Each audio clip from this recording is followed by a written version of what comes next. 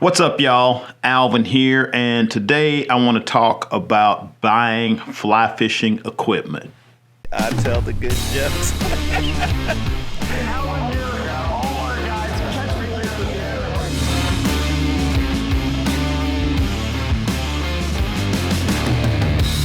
All right, so I get lots of questions about buying fly fishing gear, and it ranges from what should I get, how much should I spend, all this, but it's a pretty deep topic. So today we're just gonna kind of focus on how much you should budget for the different parts of your equipment. So one thing to consider, and this might be for somebody who's just getting into fly fishing and trying to figure out what to buy, or if you're buying a present for somebody and you're trying to make sure you get the right thing, or if you're getting something new, so you're gonna start doing a different type of fishing, you're gonna go from saltwater fishing to freshwater fishing or vice versa. There's a few things to consider. Now, the first thing is you might even think about just buying a complete outfit, like rod, reel, line, all put together. It usually comes with a case or something like that. And most of the major manufacturers will have some type of pre-packaged outfit, and they'll start at, like $150.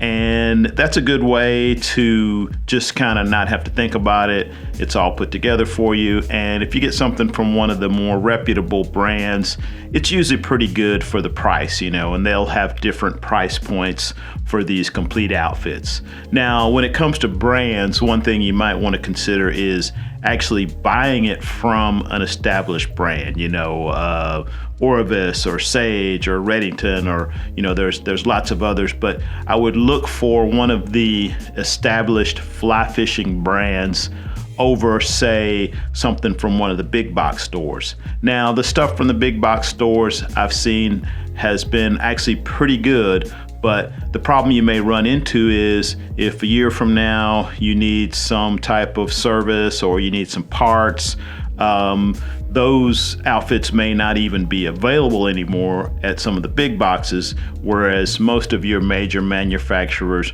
will continue to have parts and service outfits that they sell for years to come. So that's probably the easiest way to do it. Just decide what you want and buy a completely packaged kit. Now, if you want to buy the parts a la carte, I would say, first you're going to want to decide on what's my budget, and then do I want to fish freshwater or saltwater? You may be able to do both, but it's probably going to be a little bit easier to decide on one or the other and then just go from there. So if you're going to do freshwater, I would say spend most of your budget on the rod, and then next, the line. Now, most people would probably think I would say spend the next amount of money on the reel, but the rod and the line are the two most important parts of your outfit, and a really good line will make a lot of difference versus getting a really good reel. So the rod and the line, and then whatever you got left, spend that on the reel.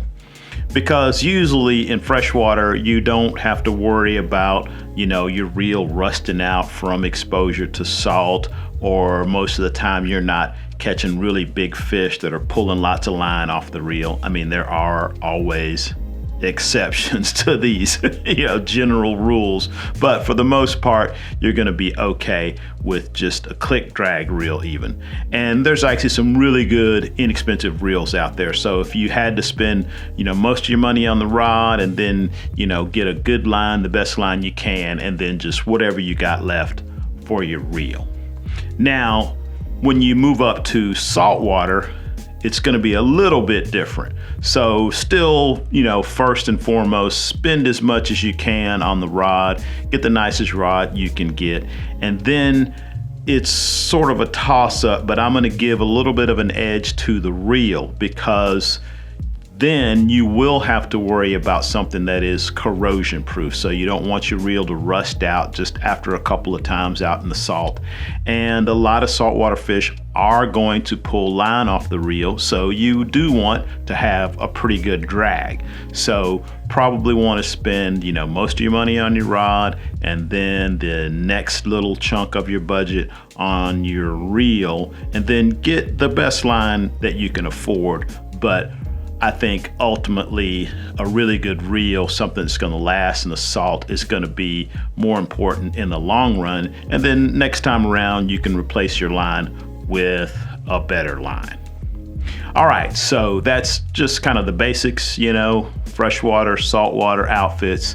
Now, we spoke earlier about buying brand names, and one of the other things you want to think about when you're getting into this, whether you're buying your first outfit or you're buying a new outfit or you're buying a present for somebody, I would suggest, if you can, go to a fly shop, your local fly shop, and buy your outfit there. Do all your research on the internet and figure out as much as you can before you get to the shop. But if you can buy it from a fly shop, do that. You may pay a little bit more retail, you may have to pay tax, you won't have to pay shipping, but the support that you get is more than worth it. So if something goes wrong with your equipment, you need to bring something back for warranty, you break something, it's a lot easier to walk into a shop and say, hey, can we get this taken care of? And if you have questions, once you get that outfit, maybe you need some help putting the line on, or you need some help stringing the rod up. All that stuff is going to be provided by the folks that work at the fly shop. And I think the little bit extra that you may have to pay is more than worth it. All right, hopefully that answered some of your questions.